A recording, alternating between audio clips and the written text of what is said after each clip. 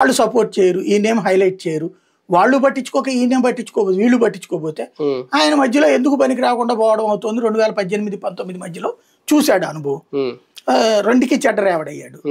అలాంటి సిచ్యుయేషన్లో ఇవాళ ఒక కంఫర్ట్గా ఇవాళ అదే మీడియా ఒక రాజున పవన్ కళ్యాణ్ ఈయనకి ఏం చేతొచ్చు, ఈయనకి అసలు రాజకీయం ఏం తెలుసు అని మాట్లాడుతూ రాసినటువంటి వాళ్ళు ఇవాళ దేవుడు అద్భుతం అని రాస్తున్నారు.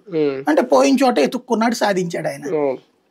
అట్లాగే పవన్ కళ్యాణ్ ప్యాకేజ్ ఇస్తారని అసలు పేరు పెట్టింది, లేకపోతే పరిటాల గుండు కొట్టాడని చెప్పి ప్రచారం చేసింది తెలుగుదేశమే.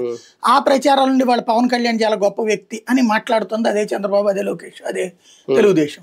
కాబట్టి అట్లాంటిది అంటే తను ఎక్కడైతే కోల్పోయాడో, ఏమైతే కోల్పోయాడో ఆత్మగౌరవాన్ని, ఆత్మాభిమానాన్ని, ఇవన్నీ కోల్పోవడానికి కారణమైన మీడియా, రాజకీయం, ఇవన్నీ ఆయనకి ఈ రోజున మళ్ళీ రివర్స్ అయ్యి తననే ఎత్తుని పెట్టుకుని ఆయన్ని అభిమానిస్తున్నాయి, ప్రేమిస్తున్నాయి, ప్రొజెక్ట్ చేస్తున్నాయి. ఇలాంటి సందర్భంలో ఇంకెందుకు గొడవ పెట్టుకోవాలా? ఎవడో కార్యకర్త కోసం, ఎవరో కార్యకర్తని కోసం వీళ్ళ గురించి ఎందుకు గొడవలు పెట్టుకోవాలా?